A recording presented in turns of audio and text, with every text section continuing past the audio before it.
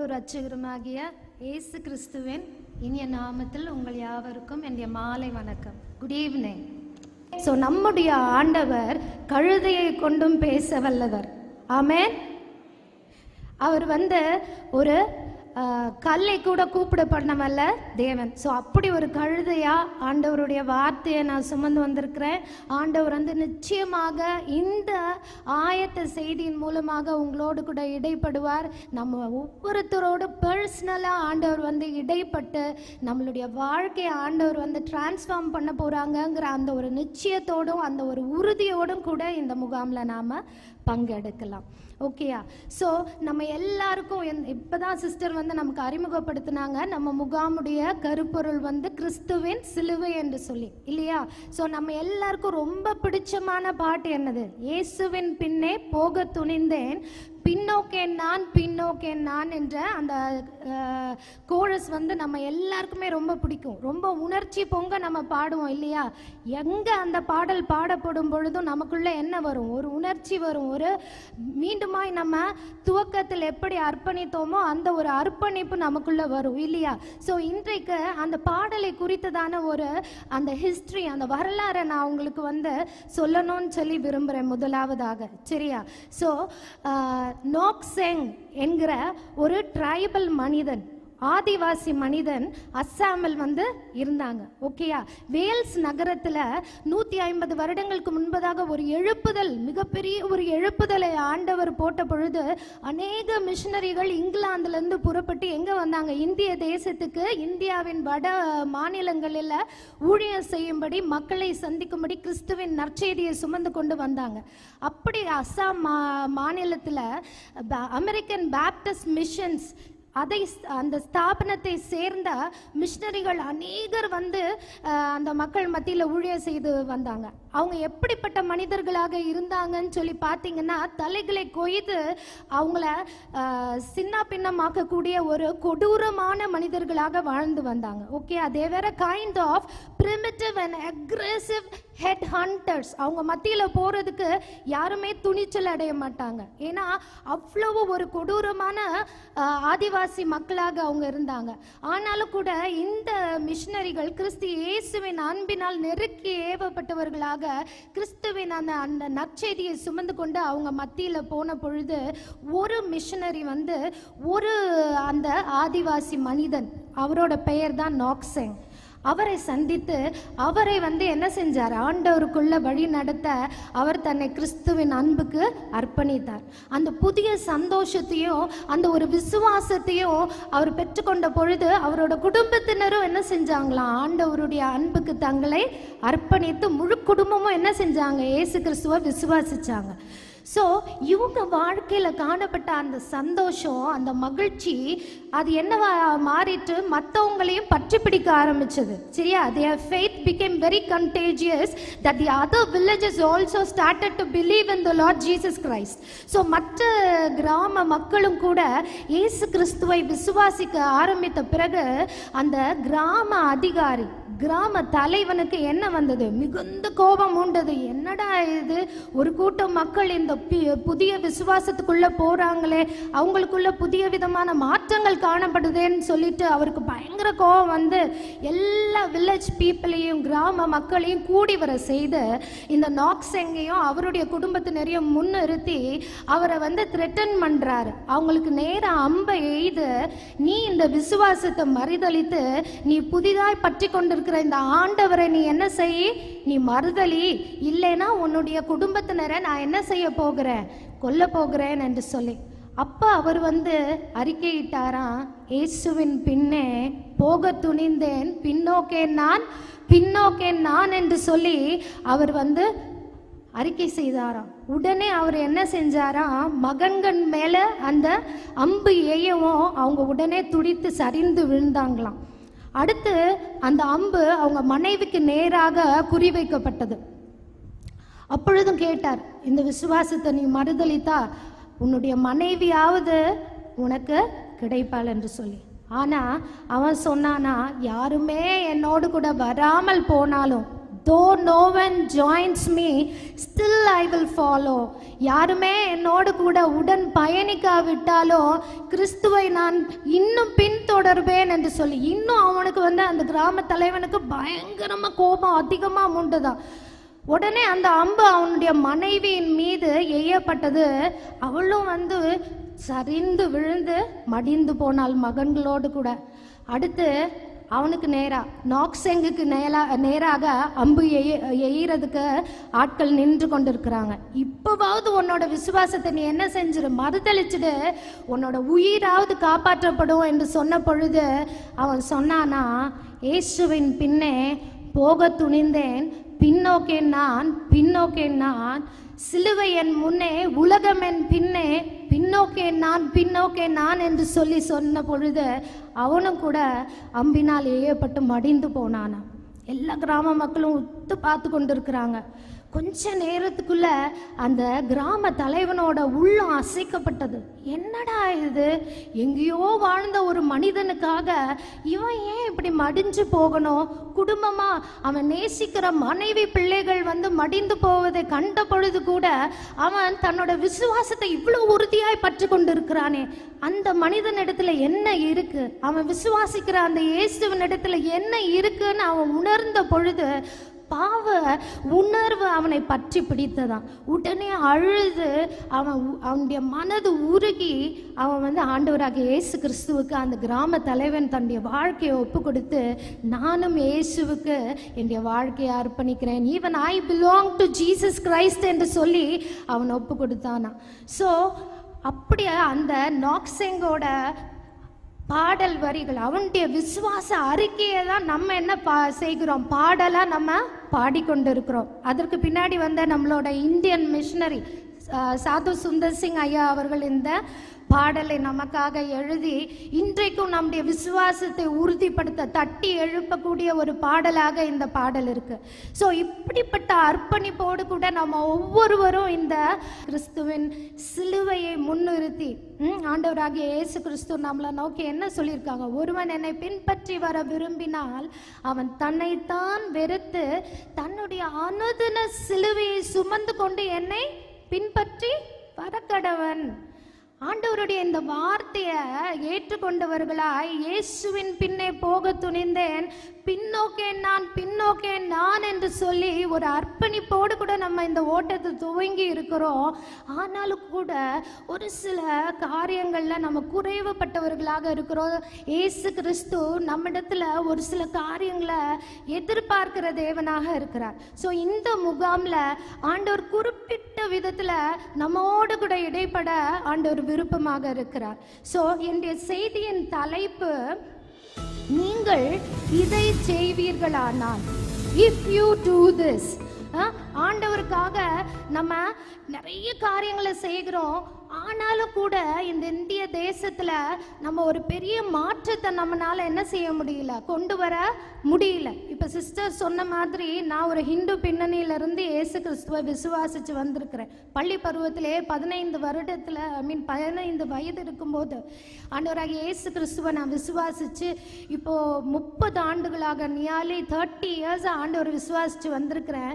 ஆனா என்னுடைய குடும்பத்தார்ல இன்னும் யாருமே ஆண்டவருக்குள்ள வரல. இது எனக்கு பெரிய துக்கமான ஒரு காரியம்.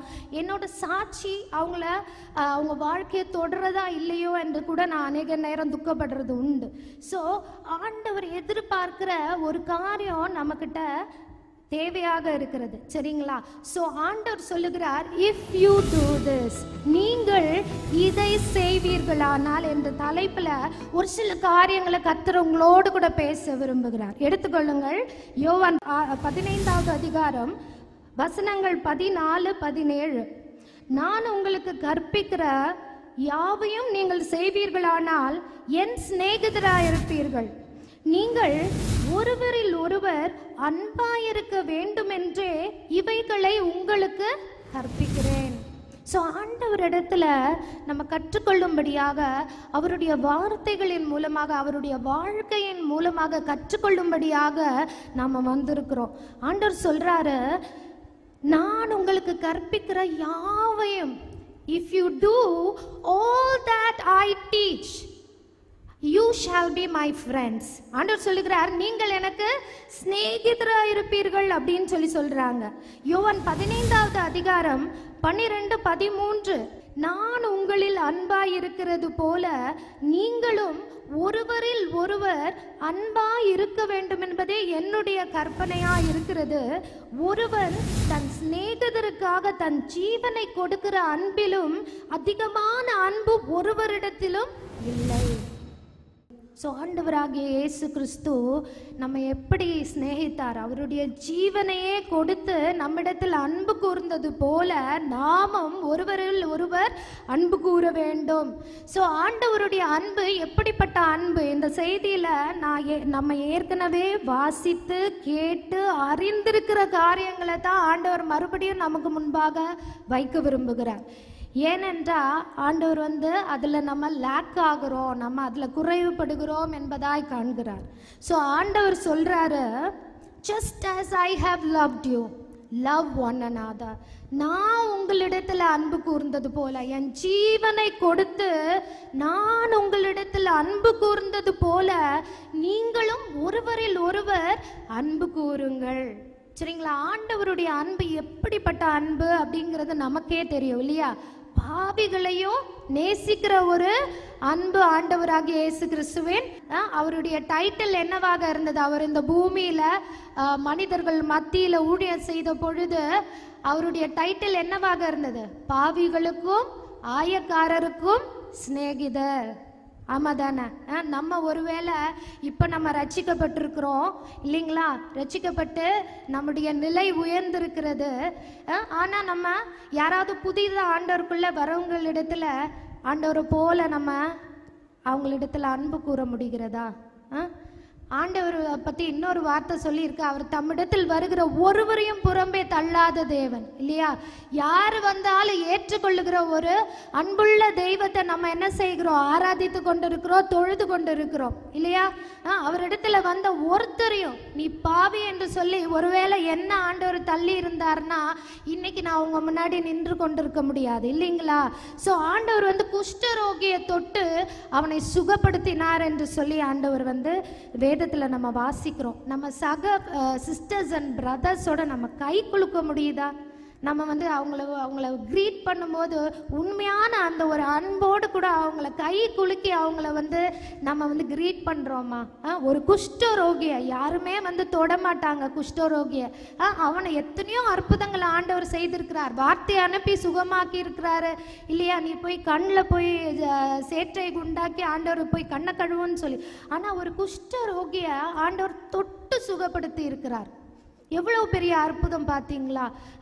அப்படிப்பட்ட சமுதாயத்தால் ஒதுக்கப்பட்ட, புறக்கணிக்கப்பட்ட, இழிவா எண்ணப்பட்ட அப்படிப்பட்ட மனிதர்களை ஆண்டவர் நேசித்து அவங்கள அப்படியே ஏற்றுக்கொண்டா அவங்கள தொடுறதுக்கு ஆண்டவர் என்ன செய்யலை, தயங்கவே இல்லை. அதே போல் இன்னொரு ஒரு சிச்சுவேஷனில் கூட ஒரு பாவியாகிய ஸ்திரீ என்ன செஞ்சாங்க? ஆண்டவராகிய இயேசு கிறிஸ்து ஒரு வீட்டில் விருந்துக்கு அழைக்கப்பட்டிருந்த பொழுது ஆண்டவருடைய பாதத்தில் அவ என்ன செஞ்சா? கண்ணீரால் அவன் நனைத்து அவளுடைய தலைமுடியினால் அவருடைய பாதங்களை துடைத்து முத்தம் செய்யும் போது ஆண்டவர் விட்டு கொடுத்தார். இவ பாவி என்று சொல்லி அவளை வெறுத்து ஆண்டவர் தள்ளவில்லை. சுற்றி இருந்த பரிசேயர்கள் மற்ற எல்லா கூட இருந்த மனிதர்கள் எல்லாம் இவ பாவியாகிய ஸ்திரீ ஆயிற்றே, அவருக்கு தெரியாதா அப்படின்னு சொல்லிட்டு அவளை ஒரு குற்றப்படுத்துகிற கண்ணோட்டத்தோட பார்க்கும்போது ஆண்டவர் அவளை அனுமதித்தார் இல்லையா? அவருடைய பாதங்களை தொடும்படிக்கு. பெரும்பாடுள்ள ஒரு ஸ்திரீ அவள் என்ன செஞ்சா? ஆண்டவருடைய வஸ்திரத்தின் ஓரத்தையாகில தொட்டா நான் சுகமாவேன் என்று சொல்லி. ஆண்டவருக்கு தெரியாதா? மரத்தின் மேல இருந்த சகையவே அறிந்த ஆண்டவர் அவருடைய வஸ்திரத்தை தொட போகிற அந்த ஸ்திரீயை அறிய மாட்டாரா? அனுமதித்தார். ஸோ இன்றைக்கு நாம் எப்படி இருக்கிறோம்? நம்மளோட ஃபெலோஷிப்ஸில், நம்முடைய ஐக்கியங்களில் ஆண்டவரை போல நம்ம அன்பு கூறுகிறோமா? இல்லை ப்ரெஜுடிஸ்டிக்காக வருகிற ஜனங்களோடு கூட அந்த மெய்யான அன்பை பகிர்ந்து கொள்ளாமல் அவங்கள ஜட்ஜ் பண்ணுறவங்களா இருக்கிறோமா? நியாயம் தீர்க்கிறவர்களாக இருக்கிறோம். இவன் பாவி, இவனோட ஸ்டாண்டர்ட் இப்படி, படிப்பின் அடிப்படையில், வசதியின் அடிப்படையில், அழகின் அடிப்படையில், அப்பியரன்ஸின் அடிப்படையில். ஆண்டவருடைய முதல் சீடர்கள் யார் என்று பார்த்தா மீனவர்கள். உங்களுக்கே தெரியும் இல்லையா? அவங்க பக்கத்தில் போனால் நல்ல சென்ட் வாசனையாக வந்திருக்கும். மீனவர்களுடைய அப்பியரன்ஸ் எப்படி இருந்திருக்கும்? ப்ளீஸிங்கா இருக்குமா, பிரியமா இருக்குமா? நிச்சயமாக இருக்காது. ஆனா ஆண்டவர் அவர்களை நண்பர்கள் என்று சொல்லி அவர்களை அவரோடு கூட ஊழியத்துல இணைத்து கொண்டார் இல்லையா? இன்றைக்கு நம்ம ஃபெலோஷிப்ல யாராவது கொஞ்சம் புவரா வந்தாங்கன்னா நம்ம எப்படி ட்ரீட் பண்றோம்? நம்மளோட கல்வியில குறைவா இருந்தாங்கன்னா எப்படி ட்ரீட் பண்றோம்? ஆண்டவரை போல ஏற்றுக்கொள்ள முடியுதா நம்மால? ஆண்டவருடைய அன்பு எப்படிப்பட்ட அன்பு என்பதை நாம் அறிந்திருக்கிறோம். ஸோ இன்றைக்கு நம்முடைய வாழ்க்கையை நம்ம ஆராய்ந்து பார்க்க வேண்டியவர்களாக இருக்கிறோம். ஸோ இயேசு கிறிஸ்துவை விசுவாசிக்கிறீர்களா? அவரிடத்துல அன்பா இருக்கிறீங்களான்னு கேட்டால் நான் முதல்ல வேகமாக கையை தூக்குவேன். ஆமாம் ஆமாம் ஆமான்ட்டு முந்திரி கொட்டத்தனமாக நம்ம எல்லாரும் அதை வேகமாக செய்வோம். நிச்சயமா யோவான் 14வது அதிகாரம் 12வது வசனம் எடுத்துக்கொள்ளுங்க, தயவு செய்து கண்ணால பாருங்க. விசுவாசிக்கிறவன் நான் செய்கிற கிரியைகளை தானும் செய்வான். ஸோ நிச்சயமா நீங்க இப்ப ஏசப்பாவை விசுவாசிக்கிறீங்களா? ஏசப்பா செய்கிற காரியத்தை நம்மளும் செய்கிறவங்களா இருக்கணும். We have to do the same deeds that the Lord Jesus Christ had done for us. யோவான் 14வது அதிகாரம் 23வது வசனத்தை எடுத்து பாருங்க. ஒருவன் என்னில் அன்பா இருந்தால் அவன் என் வசனத்தை கைக்கொள்ளுவான். ஆண்டவருடைய வசனம் என்ன சொல்லுது? அவருடைய கற்பனை என்னவாக இருக்கிறது? வேற எந்த மார்க்கத்திலையுமே கற்றுக் கொடுக்கப்படாத ஒரு காரியம் நம்ம வேதத்துல ஆண்டவர் சொல்லி இருக்கிறார் இல்லையா? என்ன சொல்லியிருக்காங்க? உன்னிடத்தில் நீ அன்பு கூறுவது போல உன்னுடைய அயலானிடத்திலும் அன்பு கூறுவாயாக. ஒருவரில் ஒருவர் அன்பாக இருங்கள். வேற எந்த மதத்திலையும் மார்க்கத்திலையும் கற்றுக் கொடுக்கப்படாத ஒரு காரியம் நம்ம கேள்விப்பட்டிருக்கிறோம் இல்லைங்களா? நான் ஹிந்து மார்க்கத்துல இருந்து வந்தனால நமக்கு பிடிக்காதவங்க இல்ல நமக்கு எதிராக இருக்கிறவங்க கெட்டு போகணும், அவங்க அழிந்து போகணும்ன்ட்டு அவங்கெல்லாம் என்ன செய்வாங்களாம்? போய் கோயிலில் போய் ஏதோ சம்திங் அவங்க ஏதோ கட் பண்ணி போடுவாங்களாம். ஓகேங்களா? ஸோ இன்றைக்கு ஆண்டவர் நமக்கு கற்றுக் கொடுக்கிற காரியம் கண்ணுக்கு கண் பல்லுக்கு பல் என்று சொல்லி தான் நம்ம கேள்விப்பட்டிருக்கிறோம். பட் காட் சொல்லுகிற ஆண்டவராகிய இயேசு கிறிஸ்து நமக்கு கற்றுக் கொடுக்கிற ஒரு காரியம் ஒருவரில் ஒருவர் அன்பாக இருங்கள். அதே யோவான் 13 அதிகாரம் 34 35 எடுத்து பார்த்தீர்களானால், நீங்கள் ஒருவரில் ஒருவர் அன்பாயிருங்கள், நான் உங்களில் அன்பாயிருந்தது போல நீங்களும் ஒருவரில் ஒருவர் அன்பாயிருங்கள். நீங்கள் ஒருவரில் ஒருவர் அன்புள்ளவர்களாயிருந்தால் அதனால் நீங்கள் என்னுடைய சீஷர்கள் என்று எல்லாரும் அறிந்து கொள்வார்கள். ஓகேங்களா? ஃபர்ஸ்ட் காட் என்ன சொன்னாங்க? If you do this you shall be my friends. நீங்கள் இதை செய்வீர்களானால் நீங்கள் என் சிநேகிதராக இருப்பீர்கள் என்று சொன்ன ஆண்டவர், நீங்கள் ஒருவரில் ஒருவர் அன்புள்ளவர்களாக இருந்தா நீங்க என்னோட சீஷர்கள் என்று சொல்லி இந்த உலகம் அறிந்து கொள்ளும். நம்ம போய் பிரசங்கிக்கவே தேவையே இல்லை. நம்ம போய் இயேசுவை விசுவாசிங்க, இயேசு கிறிஸ்துவை ஏற்றுக்கொள்ளுங்கன்னு நம்ம சொல்ல தேவையே இல்லை. நம்ம வாழ்க்கையின் மூலமாக ஆண்டவருடைய அன்பை நம்ம வெளிப்படுத்தும் பொழுது இயேசு கிறிஸ்துவின் சீஷர்கள் என்று சொல்லி அவர்களே அறிந்து கொள்வார்கள் என்று சொல்லி ஆண்டவர் சொல்லுகிறார். இரண்டாவது காரியம், நீங்கள் இதை செய்வீர்களானால், இஃப் யூ டூ திஸ். லூக்கா 6வது அதிகாரத்தை எடுத்துக்கொண்டீர்களானால் வசனங்கள் 27 36.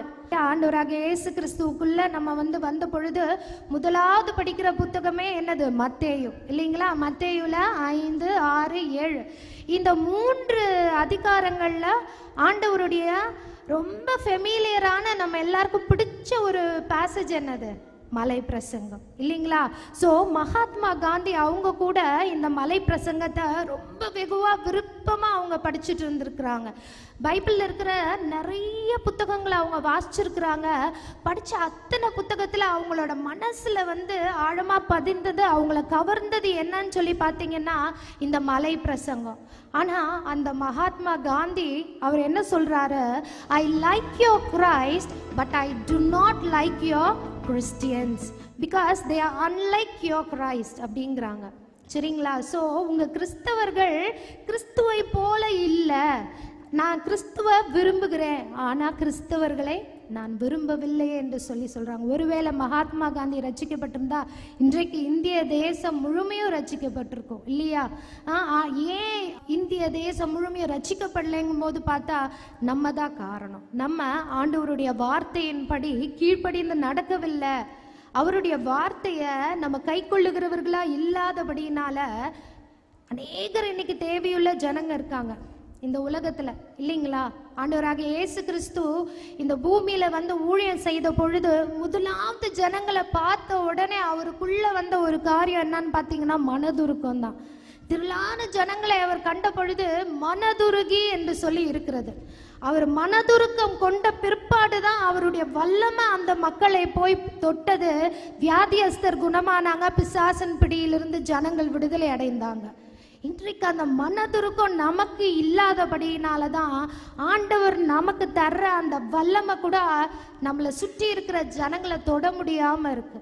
ஸோ ஆண்டவருடைய அந்த மனதுருக்கம், அந்த அன்பு நம்மளை நெருக்கி ஏவ வேண்டும் என்று சொல்லி ஆண்டவராகிய இயேசு கிறிஸ்து விரும்புகிறார். ஸோ இந்த லூக்கா 6வது அதிகாரத்தில் ஆண்டவர் ஒரு சில காரியங்களை குறிப்பிட்டு சொல்றாங்க. வசனம் 32, 33, 34 இதை நான் உங்களுக்காக வாசிக்கிறேன். நீங்களும் உங்க வேதத்துல பாருங்க. இருக்கிறவர்களே நீங்கள் சிநேகித்தால் உங்களுக்கு பலன் என்ன? பாவிகளும் தங்களை சிநேகிக்கிறவர்களை சிநேகிக்கிறார்களே. உங்களுக்கு நன்மை செய்கிறவர்களுக்கே நீங்கள் நன்மை செய்தால் உங்களுக்கு பலன் என்ன? பாவிகளும் அப்படி செய்கிறார்களே. திரும்ப கொடுப்பார்கள் என்று சொல்லி கடன் கொடுத்தால் உங்களுக்கு பலன் என்ன? திரும்ப தங்களுக்கு கொடுக்கப்படும்படியாக பாவிகளும் பாவிகளுக்கு கடன் கொடுக்கிறார்களே. ஸோ திரும்ப திரும்ப ஆண்டவர் குறிப்பிடுகிற ஒரு காரியம், பாவிகளும் பாவிகளுக்கு செய்கிறார்களே. பாவிகளும் கூட என்ன செய்யறாங்க? ஏதாவது ஒரு காரியத்தை செய்கிறவர்களாகவே இருக்கிறாங்க. ஸோ நம்மளும் கூட ஆண்டவராகிய இயேசு கிறிஸ்துவின் இடத்துல வர்றதுக்கு முன்னாடி இப்படிப்பட்ட பாவி அப்படிங்கிற ஒரு நிலையில தான் நம்மளுமே இருந்தோம், இல்லைங்களா? அதை ஒத்துக்கொள்ளுகிறோம் இல்லையா?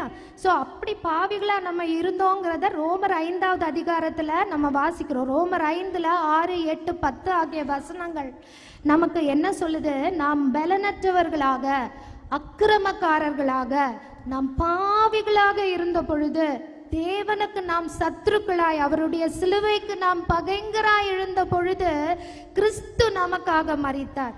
ஸோ பாவிங்கிற அந்த ஸ்டாண்டர்ட்ல தான் நம்ம இருந்தோம்.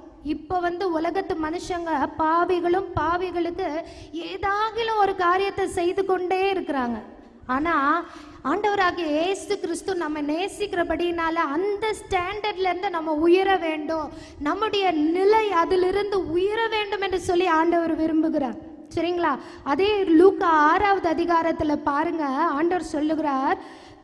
வசனம் 20ல் ஆண்டவர் என்ன சொல்லுகிறார்? அவர் தம்முடைய சீஷர்களை நோக்கி, நீங்க ஒருவரில் ஒருவர் அன்பா இருந்தா என்னோட சீஷர்கள் என்று சொல்லி ஆண்டவர் நம்முடைய நிலையை உயர்த்தி இப்ப நம்மளை பார்த்து சொல்றார், தம்முடைய சீஷர்களை நோக்கி.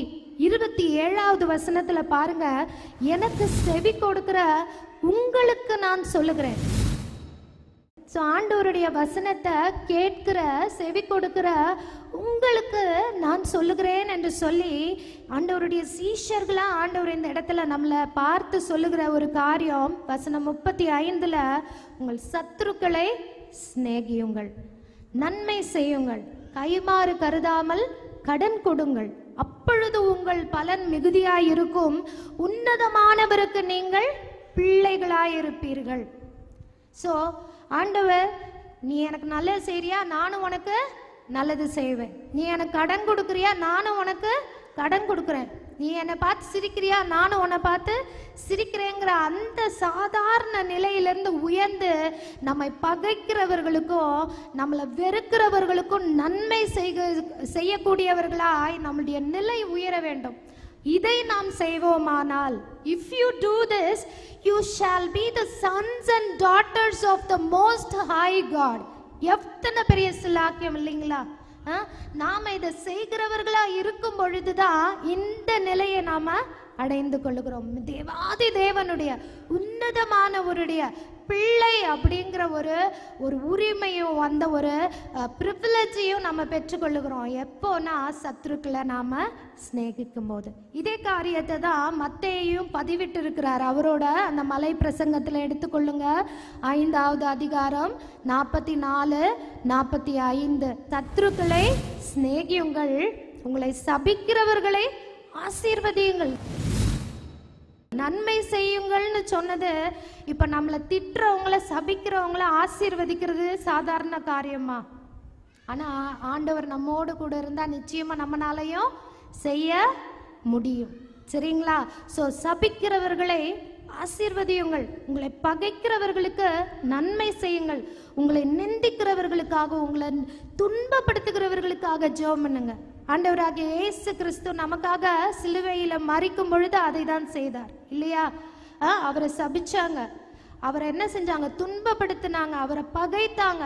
ஆனாலும் கூட சிலுவையில் ஆண்டவர் என்ன செஞ்சார்? அவர் பிரசங்கம் பண்ணினதை அவர் பிராக்டிஸ் பண்ணார். பிதாவே இவர்களுக்கு மன்னியும், இவர்கள் செய்கிறது இன்னது என்று அறிந்திராமல் செய்கிறார்களே என்று சொல்லி ஆண்டவர் வந்து ஜெபம் பண்ணார். ஸோ அவர் செய்யும் போது அவருடைய பிள்ளைகளால செய்ய முடியுங்கிறனால தான் ஆண்டவர் இப்படிப்பட்ட ஒரு காரியத்தை நம்மளை செய்ய சொல்லி சொல்றாரு. சரிங்களா? நீங்கள் இதை செய்வீர்களானால், இஃப் யூ டூ திஸ், நீங்கள் இதை செய்யும் பொழுது தேவாதி தேவனுடைய உன்னதமானவருடைய பிள்ளைகளா நீங்க மாறுவீங்க. கிரஹாம் ஸ்டெயின்ஸ், கிளாடஸ் கிரஹாம் ஸ்டெயின்ஸ் நம்ம எல்லாருக்கும் தெரியும் இல்லைங்களா? எத்தனை பேருக்கு தெரியும் அவங்கள பத்தி? ஆஸ்திரேலியாவிலிருந்து நம்ம இந்திய மண்ணுக்கு வந்து 30 ஆண்டுகளுக்கும் மேலாக தொழுநோயாளிகள் மத்தியில் ஊழியர் செய்து, உங்களுக்கு எல்லாருக்கும் தெரிந்தபடி பஜ்ரங் தள் அந்த இயக்கத்திலிருந்து ஒரு கூட்டத்தினரால் ஜீப்பில் வச்சு கிரஹாம் ஸ்டெயின்ஸும் அவருடைய பிள்ளைகள் 2 மகன்களும் என்ன செய்யப்பட்டாங்க? உயிரோடு கூட எரித்து கொல்லப்பட்டார்கள். அதற்கு பிற்பாடு நம்மளா இருந்தால் என்ன செய்வோம்? கிளாடிஸ் கிரஹாம் ஸ்டெயின்ஸோட பொசிஷனில் நான் இருந்திருந்தா நிச்சயமாக, என்ன ஆண்டவரே நீங்கள் இவ்வளோ கொடூரமானவராக இருக்கீங்கன்னு கூட நான் ஒரு வேளை கேட்டிருக்கக்கூடிய. உயிருக்கு உயிராக நேசிக்கிற கணவரும் பிள்ளைகள் 2 மகன்கள், அருமையான கண்மணி பிள்ளைகள் செத்து உயிரோடு கூட எரிக்கப்பட்டிருக்கிறார்கள் போது இந்த பூமியை நம்மளால நேசிக்க முடியுமா? இந்த இந்திய மண்ணை கிளாடஸ் கிரஹாம் ஸ்டெயின்ஸ் சொன்னாங்க, என்னுடைய கணவர் நேசித்து ஆண்டவருடைய அன்பினால் நெருக்கி ஏவப்பட்டு நேசித்து வந்த இந்திய தேசத்திலேயே நான் தங்கி இருந்து இங்கே இருக்கிற மக்களுக்கே நான் தொடர்ந்து வந்து ஊழியம் செய்வேன் அப்படின்னு சொல்லிட்டு. எத்தனை பெரிய சாட்சி! ஒரு பெரிய கூட்டத்தினர் அதனால என்ன செய்திருப்பாங்க? தொடப்பட்டிருப்பாங்க இல்லைங்களா? நம்முடைய வாழ்க்கை எப்படி இருக்கு? ஒரு சின்ன துன்பத்தை கூட நம்மளால சகிக்க முடியல. குடும்பத்தில் ஏற்படுகிற ஒரு சின்ன ஒரு காரியம் கூட நம்மளை தொட்டா சினுங்கியா உடனே என்ன செஞ்சிடறோம்? மாறிடுறோம் இல்லையா? ஒரு சின்ன கஷ்டத்தை கூட நம்மளால பேர் பண்ண முடியல. ஆனாலும் பாருங்க, இவங்க இயேசு கிறிஸ்துவின் அன்பை சுமந்து வந்தவங்க வெளிநாட்டிலிருந்து வந்து இங்கே உயிரையே தியாகம் செய்திருக்கிறாங்க. ஸோ அப்படிப்பட்ட ஒரு அர்ப்பணிப்பு உங்களுக்கும் எனக்கும் வேணும். சரிங்களா? சாதாரண நிலையிலிருந்து நம்ம உயர்ந்து பாவிகளுக்கும் செய்கிறார்களே என்ற நிலையிலிருந்து உயர்ந்து சத்துருக்களை சிநேகித்து அவர்களுக்கு நன்மை செய்யும் போது, ஏன்னா நன்றி அறியாதவர்களுக்கு துரோகிகளுக்கும் நன்மை செய்கிற தேவனை நம்ம ஆராதித்து கொண்டிருக்கிறோம். ஸோ நம்மை சுற்றி நன்றி அறியாத துரோகிகள் எத்தனையோ பேர் இருப்பாங்க. நம்மளுமே அப்படிப்பட்ட நன்றி அறியாத துரோகி தான். ஆனாலும் இன்னைக்கும் தேவன் வந்து நம்மளை ஜீவனோடு காத்து கொண்டிருக்கிறார், ஒரு குறையும் இல்லாமல் நம்மளை நடத்தி கொண்டிருக்கிறார். சரிங்களா? நம்ம மற்றவர்களுக்கு அந்த இரக்கத்தை, அந்த கிருபையை, தகுதி இல்லாத எனக்கு தேவன் பாராட்டின அந்த அன்பை வந்து நான் மற்றவர்களுக்கு பகிர்ந்தளிப்பேன் என்ற ஒரு உறுதியோடு கூட நம்ம இருக்கும் பொழுது தேவாதி தேவனுடைய பிள்ளையாக நாம் மாறுவோம் என்று சொல்லி நாம் உறுதியோடு கூட மனதில் தீர்மானித்துக் கொள்ளலாம். 3வது காரியம், இஃப் யூ டூ திஸ், நீங்கள் இதை செய்வீர்களானால். யோவான் 13வது அதிகாரம் நம்ம எல்லாருக்கும் ரொம்ப ஃபெமிலியரான பேசேஜ். சரிங்களா? ஆண்டவராகிய இயேசு கிறிஸ்து பஸ்கா பண்டிகைக்கு முன்னே தம் பிதாவாகிய தேவனிடத்துல போகக்கூடிய வேலை வந்தது என்று அறிந்து போஜனத்தை விட்டு எழுந்து அவர் என்ன செய்கிறாரு? தம்முடைய வஸ்திரங்களை எல்லாம் கலற்றி வைத்து பாத்திரத்தில் தண்ணீரை எடுத்துக்கொண்டு சீடர்களுடைய கால்களை கழுவவும் அதை துடைக்கவும் தொடங்கினார். நமக்கு எல்லாருக்கும் தெரியும், பேதுரு முந்திரி கொட்டத்தனமா, ஆண்டவரே நீங்க என்னோட கால்களை கழுவக்கூடாது. உடனே ஆண்டவர் சொல்றாரு, உன் காலை நான் கழுவலைன்னா உனக்கு என்னிடத்துல பங்கு இல்லை. ஆண்டவர் ஆனா சொல்றாரு, சொன்ன மாத்திரத்தில் உடனே பேதுரு என்ன சொல்றாரு? ஆண்டவரே அப்படின்னா என் கையையும் கழுவுங்க, என் காலையும் கழுவுங்க, என் தலையும் கழுவுங்க அப்படின்ட்டு. ஸோ அப்படி ஒரு சூழ்நிலையில் ஆண்டவர் என்ன செஞ்சார்? எல்லாருடைய கால்களையும் கழுவின பின்பு ஆண்டவரே, வசனம் 12 தயவு செய்து எல்லாரும் பாருங்க.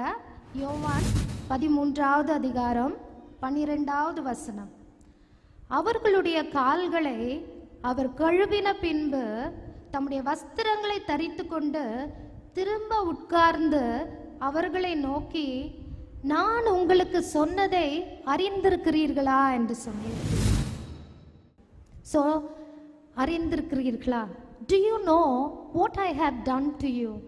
ஸோ நம்மளோட Blessing Youth Mission சத்தியத்துக்கு தூணும் ஆதாரமாக இருக்கு.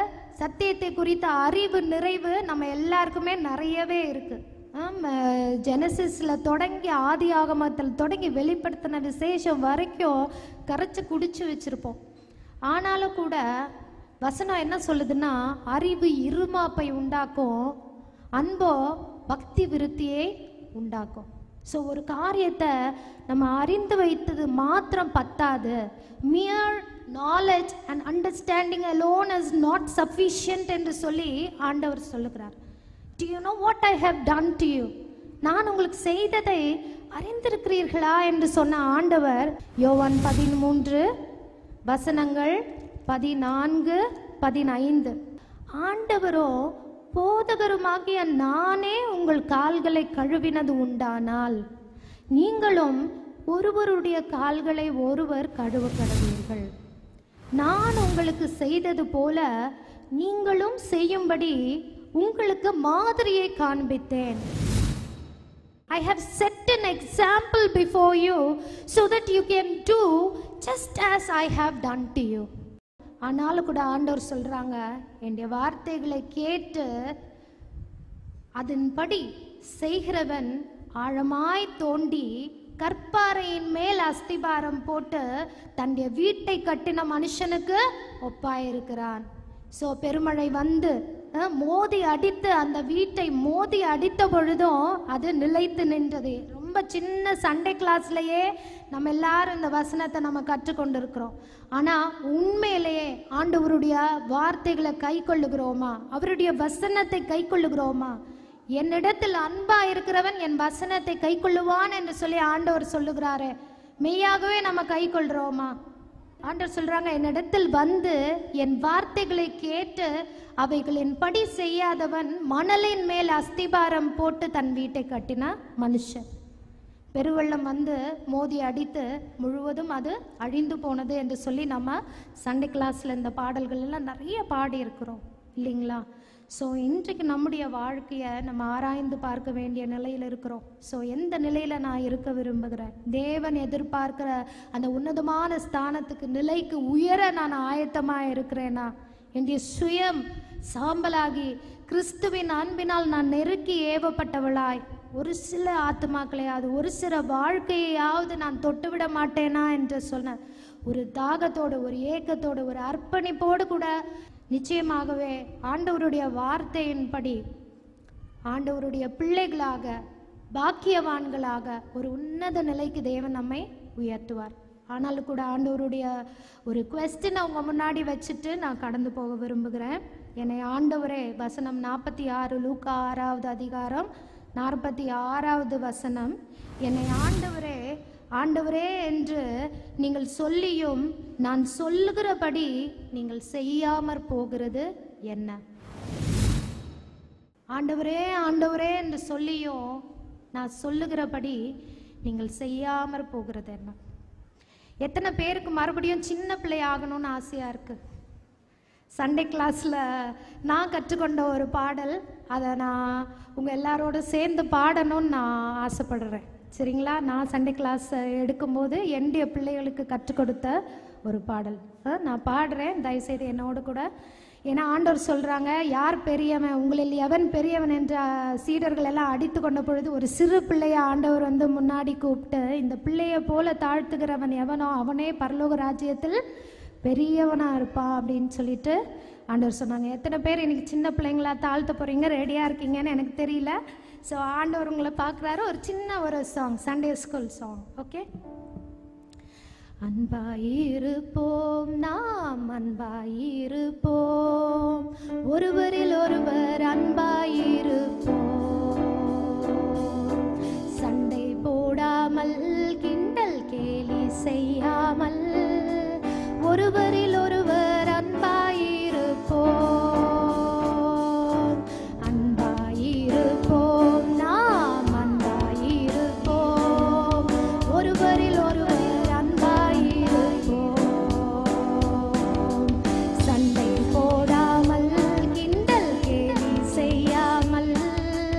ஒருவரில் ஒருவர் அன்பாயிருப்போம். இயேசுவின் பிள்ளைகள் நாங்கள், இயேசு சொல்வதை கேட்போம். யோவான் 15:13 சொல்லி இருக்கின்றார். இயேசுவின் பிள்ளைகள் நாங்கள், இயேசு சொல்வதை கேட்போம். யோவான் 15:13 சொல்லி இருக்கின்றார். நான் உங்களில் அன்பாயிருப்பது போல ஒருவரில் ஒருவர் அன்பாயிருங்கள். நான் உங்களில் அன்பாயிருப்பது போல ஒருவரில் ஒருவர் அன்பாயிருங்கள். ஜெபம் பண்ணுவோமா? இந்த பரிசுத்தமுள்ள நல்ல பிதாவே, ஆசீர்வாதமான இந்த சாயங்கால வேளைக்காக நன்றி செலுத்துகிறோம் அப்பா. நீர் ஆண்டவரே அப்பா, பாவிகளா இருந்த எங்களை ஆண்டவரே, உடைய சிலுவைக்கு சத்துருக்களா இருந்த எங்களை ஆண்டவரே நீர் தேடி வந்து சந்தித்து ஆண்டவரே எங்களை ஆண்டவரே அப்பா நீர் உடைய பிள்ளைகளாக மாற்றி கொண்டீரே. உமக்கு கோடான கொடி ஸ்தோத்திரங்களை ஏறெடுக்கிறோம் தகப்பனே. இந்த முகாமுக்கு ஆண்டவரே வந்திருக்கிற எங்க ஒவ்வொருவரோடு கூட அப்பா நீங்க பேசுகிற தெய்வமாகவே, ஜீவனுள்ள தேவனாகவே இருக்கிறீர் அப்பா. அதற்காக உங்களை துதிக்கிறோம் அப்பா. உடைய வார்த்தைகளை கேட்கிறவர்களாய் மாத்திரம் அல்லாது தகப்பனே, அதன்படி அப்பா வாழ்கிறவர்களாக என்னையும் அப்பா எங்களையும் கூட கத்தாவே நீங்க மாற்றும்படியாக ஜெபிக்கிறோம். கேட்க போகிற ஒவ்வொரு செய்தியின் மூலமாகவும் ஆண்டவரே நீர் எங்களோடு தனிப்பட்ட விதத்துல அப்பா நீங்க இடைப்படுங்க. எங்க வாழ்க்கையின் மூலம் நீங்க மகிமைப்படுங்க. இயேசு கிறிஸ்துவின் மூலம் வேண்டிக் கொள்ளுகிறோம் நல்ல பிதாவே. ஆமென்.